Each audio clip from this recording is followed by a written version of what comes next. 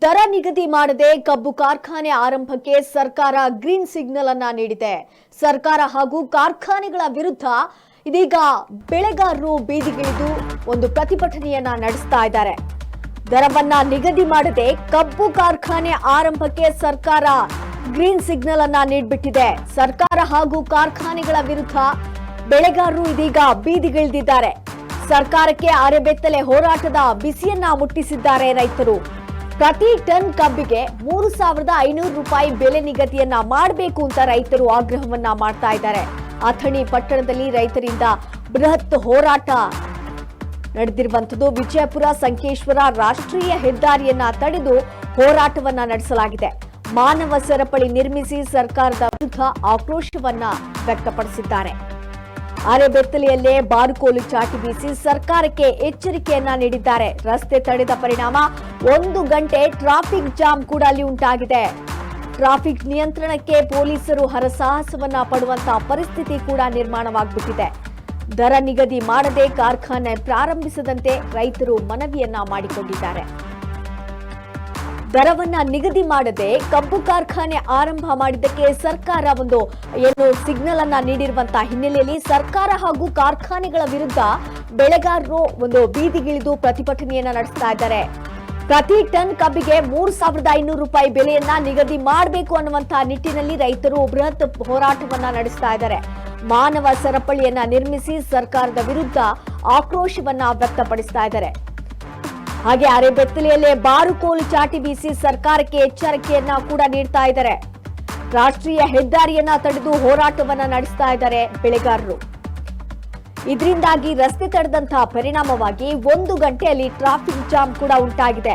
ಈ ಒಂದು traffic jam ಉಂಟಾಗ್ಬಿಟ್ಟು ಅಲ್ಲಿ ನಿಯಂತ್ರಣ ಮಾಡೋದಕ್ಕೋಸ್ಕರ ಪೊಲೀಸರು ಹರಸಾಹಸವನ್ನೇ ಪಡಬೇಕಾದಂತಹ ಪರಿಸ್ಥಿತಿ ಕೂಡ ನಿರ್ಮಾಣವಾಗ್ಬಿಟ್ಟಿದೆ.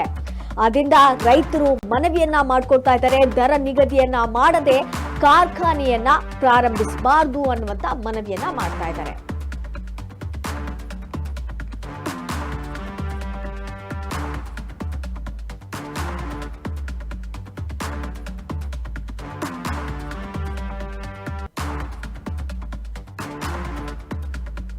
ಅಥಣಿ ಪಟ್ಟಣದಲ್ಲಿ ರೈತರಿಂದ ಬೃಹತ್ ಹೋರಾಟವನ್ನ ಮಾಡಲಾಗಿದೆ. ವಿಜಯಪುರ ಹಾಗೂ ಸಂಕೇಶ್ವರ ರಾಷ್ಟ್ರೀಯ ಹೆದ್ದಾರಿಯನ್ನ ತಡೆದು ಎಂದು ಹೋರಾಟವನ್ನ ನಡೆಸ್ತಾ ಇರುವಂತಹ ದೃಶ್ಯವನ್ನ ಕೂಡ ನೀವೀಗ ಗಮನಿಸ್ತಾ ಇರಬಹುದು. ಮೊದಲಿಗೆ ದರವನ್ನ ನಿಗದಿ ಮಾಡಬೇಕು, ಪ್ರತಿ ಟನ್ ಕಬ್ಬಿಗೆ 3,500 ರೂಪಾಯಿ ಒಂದು ಬೆಲೆಯನ್ನ ನಿಗದಿ ಮಾಡಬೇಕು ಅನ್ನುವಂತ ಒಂದು ಆಗ್ರಹವನ್ನ ಕೂಡ ಮಾಡ್ತಾ ಇರುವಂತದ್ದು.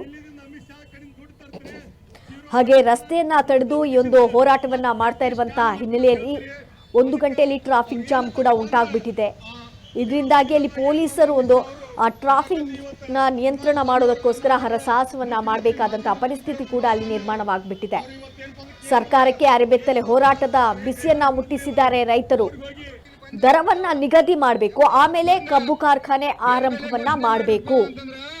ಪ್ರತಿ ಟನ್ ಕಬ್ಬಿಗೆ 3,500 ರೂಪಾಯಿ ಬೆಲೆಯನ್ನ ನಿಗದಿ ಮಾಡಬೇಕು ಅಂತ ಕಬ್ಬು ಬೆಳೆಗಾರರು ಈ ಒಂದು ಆಗ್ರಹವನ್ನ ಮುಂದಿಟ್ಟಿರುವಂಥದ್ದು. ವಿಜಯಪುರ ಹಾಗೂ ಸಂಕೇಶ್ವರ ರಾಷ್ಟ್ರೀಯ ಹೆದ್ದಾರಿಯನ್ನ ತಡೆದು ಪ್ರತಿಭಟನೆಯನ್ನ ನಡೆಸ್ತಾ ಇದ್ದಾರೆ. ಮಾನವ ಸರಪಳಿಯನ್ನ ನಿರ್ಮಿಸಿ ಸರ್ಕಾರದ ವಿರುದ್ಧ ಆಕ್ರೋಶವನ್ನ ವ್ಯಕ್ತಪಡಿಸ್ತಾ ಇರುವಂತಹ ದೃಶ್ಯವನ್ನ ಕೂಡ ನೀವೀಗ ಗಮನಿಸ್ತಾ ಇರಬಹುದು. ಈ ಒಂದು ಕಬ್ಬು ಬೆಳೆಗಾರರು ಬೀದಿಗಿಳಿದು ಹೋರಾಟವನ್ನ ನಡೆಸ್ತಾ ಇದ್ದಾರೆ.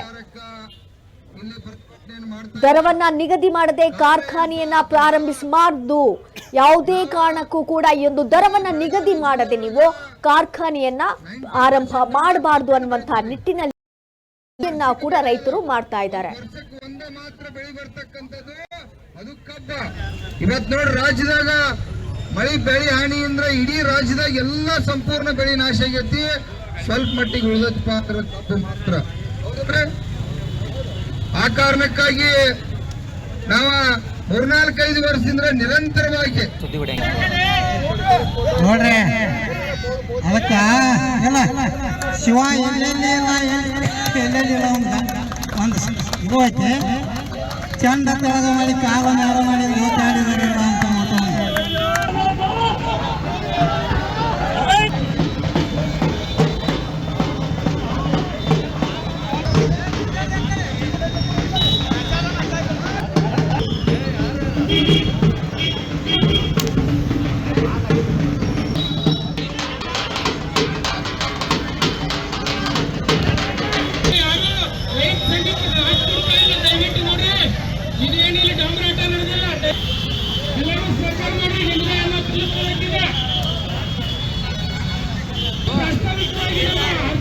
ಆದ್ರೆ ನೀವು ಏನ್ ಮಾಡೋದ್ರಿ ಅಂದಾಗ ನೀವು ದಿಲ್ಲಿದಿಂದ ಅಮಿತ್ ಶಾ ಕಡೆಯಿಂದ ದುಡ್ಡು ತರ್ತೀರಿ, ಜೀರೋ ಬಡ್ಡಿ ದರದಾಗ ದುಡ್ಡು ತಂದ ಕಿಸಿಂದ ಮತ್ ಫ್ಯಾಕ್ಟ್ರಿ ಸ್ಟ್ಯಾಂಡ್ ಮಾಡ್ತಾನ ಅಂತ ಹೇಳ್ತೀರಿ.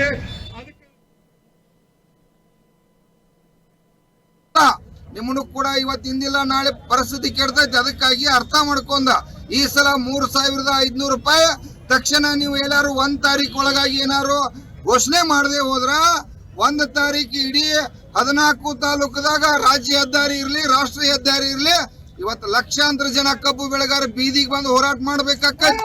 ಇವತ್ತು ಜಿಲ್ಲಾ ಉಸ್ತುವಾರಿ ಖಡಕ್ಕಾಗಿ ಅವ್ರು ಅರ್ಥ ಮಾಡ್ಕೋಬೇಕು. ಇವತ್ತು ಕೂಡ ನಾವು ಜಿಲ್ಲಾ ಉಸ್ತುವಾರಿ ಅವ್ರಿಗೆ ಭೇಟಿಯಾಗಿ ಬಂದು ತಕ್ಷಣ ಕಬ್ಬಿನ ಬೆಲೆ ನಿಗದಿ ಘೋಷಣೆ ಮಾಡ್ಬೇಕು.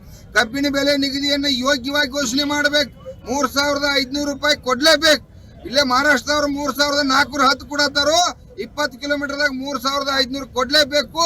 ಕೊಡದ್ರೆ ಇವತ್ತು ಕಾರ್ಖಾನೆಯನ್ನು ಯಾವ ಕೂಡ ಪ್ರಾರಂಭ ಮಾಡುವಂತ ಪರಿಸ್ಥಿತಿ ಒಳಗೆ ರೈತರು ಇಲ್ಲ. ನಾವು ಕಬ್ಬ ಈಗಾಗಲೇ ನಮಗೆ ಮಳಿ ಪ್ರಾರಂಭ ಆಗೈತೆ, ಇನ್ನ 10 ದಿನ ನಮಗೇನು ಕೂಡ ತೊಂದರೆ ಇಲ್ಲ. ಅದಕ್ಕಾಗಿ ಕಾರ್ಖಾನೆ ಮಾಲೀಕರು ಉಡಾಪೆ ಮಾಡದ ಬೆಲೆ ನಿಗದಿಯನ್ನು ಮಾಡ್ಬೇಕಂತೇಳಿ ಇವತ್ತು ರಾಜ್ಯ ಸರ್ಕಾರಕ್ಕ ಇವತ್ತು ರಾಜ್ಯದ ಮುಖ್ಯಮಂತ್ರಿ ಕೂಡ ಕಿತ್ತೂರಿಗೆ ಬರತ್ತಾರ. ಗಂಭೀರವಾಗಿ ರಾಜ್ಯದ ಮುಖ್ಯಮಂತ್ರಿ ಅರ್ಥ ಮಾಡ್ಕೊಂಡ ಕಬ್ಬು ಬೆಳೆಗಾರನ್ನ ಗೌರವಿಸ್ತಕ್ಕಂಥದ್ದಾಗ್ಬೇಕು. ಯಾಕಂದ್ರೆ ರಾಜ್ಯದ ಮುಖ್ಯಮಂತ್ರಿ ದೊಡ್ಡ ಪಾತ್ರ ಐತಿಲ್ಲ. ಇಲ್ಲಿ ಶುಗರ್ ಮಂತ್ರಿ ಕೂಡ ಬರ್ಬೇಕು, ಶಿವಾನಂದ ಪಾಟೀಲ್ ಸಾಹೇಬ. ಇವತ್ತು ಹುಡುಗಾಟಿಕೆ ಮಾಡ್ತಕ್ಕಂಥಲ್ಲ ಮಂತ್ರಿಯಾಗಿ ಇಲ್ಲಿವರೆಗೆ ಬಾಯಿಲೆ ಒಂದು ಮಾತು ಕಬ್ಬು ಬೆಳೆಗಾರ ಬದಲು ಮಾತಾಡಿಲ್ಲ. ನಿಮ್ಗೆ ನಾಚಿಕೆ ಹಂಗಿಲ್ಲ? ಶುಗರ್ ಮಂತ್ರಿಯಾಗಿ ನಿಮ್ಗೆ ನಾಚಿಕೆ ಬರತ್ತಲ್ಲ? ತಕ್ಷಣ ಬೆಳಗಾವದಾಗ ಕಾರ್ಖಾನೆ ಮಾಲೀಕರನ್ನ ಕದ ಬೆಲೆ ನಿಗದಿ ಮಾಡ್ತಕ್ಕಂಥ ಕೆಲಸ ಮಾಡ್ಬೇಕಿಲ್ಲ ಅಂತಂದ್ರ ನೀವ್ ಎಲ್ಲಿ ಬೀದಿ ಒಳಗೆ ಬರ್ತೀರ ಅಲ್ಲಿ ರಿಪೇರಿ ಮಾಡ್ತಕ್ಕಂಥ ಕೆಲಸ ಕರ್ನಾಟಕ ರಾಜ್ಯ ರೈತ ಸಂಘ ಕಬ್ಬು ಬೆಳೆಗಾರ ಮಾಡ್ತಾರಂತೆ ಇವತ್ತು ಸರ್ಕಾರಕ್ಕೆ ಎಚ್ಚರಿಕೆ ಕೊಡ್ತಾ ಇದ್ದೀವಿ. ಬೆಳೆದಕ್ಕಂತ ರೈತರಲ್ಲಿ ವಿನಂತಿ ಮಾಡ್ತಾ ಇದೀವಿ. ನಾವು ಕೂಡ ಎಲ್ಲರೂ ಕಬ್ಬು ಬೆಳೆದಿವಿ. ನಮಗೆ ಯೋಗ್ಯವಾದ ರೇಟ್ ಘೋಷಣೆ ಆಗ್ಬೇಕಾಗೈತಿ. ಇವತ್ತ ಸುಮಾರು 30 ಕಾರ್ಖಾನೆ ಅದಾವು. ಕಬ್ಬು ಬೆಳೆಗಾರ ಯಾರು ಹೆದರ್ಬೇಕಾಗಿಲ್ಲ. ಅವ್ರು 1 ತಾರೀಕು ಒಳಗಾಗಿ ಕಬ್ಬಿನ ಬೆಲೆ ನಿಗದಿ ಮಾಡೇ ಮಾಡ್ತಾರೋ. ನಮಗ್ ಕೂಡ ಭರವಸೆ ಐತಿ. ರೈತರು ಯಾರು ಕೂಡ ಆತಂಕ ಪಡಬೇಡ್ರಿ. ನಿಮಗೆ 200 ರೂಪಾಯಿ 400 ರೂಪಾಯಿ ಇವತ್ತು ರೇಟ್ ಹೆಚ್ಚು ಸಿಗಲಿ ಅಂತೇಳಿ ನಾವು ಕರ್ನಾಟಕ ರಾಜ್ಯ ರೈತ ಸಂಘ ಕಬ್ಬು ಬೆಳೆಗಾರ ಹೋರಾಟ ಮಾಡತ್ತು. ತಾವೆಲ್ಲರೂ ಕೂಡ ನೀವು ನಮ್ಮ ವೈರಿಗಳು ಆಗ್ಬೇಡ್ರಿ. ದಯವಿಟ್ಟು ತಾವೆಲ್ಲ ಸಹಕಾರ ಮಾಡ್ರಿ. 1ನೇ ತಾರೀಕು ಇವ್ರೇನ್ರ ಸ್ಪಂದಿಸಿದ್ರ ಇಡೀ ಜಿಲ್ಲೆಯಲ್ಲಿ ಇರ್ತಕ್ಕಂತ ಎಲ್ಲಾ ರೈತರು ಬೀದಿಗೆ ಬರ್ರಿ. ತಾನ ಕಬ್ಬಿನ ಬೆಲೆ ನಿಗದಿ ಆಗ್ತದೆ ಅಂತೇಳಿ ಇವತ್ತು ಸರ್ಕಾರಕ್ಕೆ ಎಚ್ಚರಿಕೆ ಕೊಡ್ತಾ ಇದ್ದೀವಿ. ಜಿಲ್ಲಾಧಿಕಾರಿ ಕೂಡ ಇವತ್ತು ಕೂಡ ನಿನ್ನೆ ಕೂಡ ಅವ್ರಿಗೆ ಭೇಟಿಯಾಗಿ ಹೇಳಿದಿವಿ. ಶುಗರ್ ಕಮಿಷನರ್ ಕೂಡ ಮಾತಾಡಿದ್ವಿ. ನಿನ್ನೆ ರಾತ್ರಿ 7 8 ಗಂಟೆಕ ಇಡೀ ಬೆಳಗಾವಿ ಬಾಗಲಕೋಟೆ ಬಿಜಾಪುರ ಇರ್ತಕ್ಕಂಥ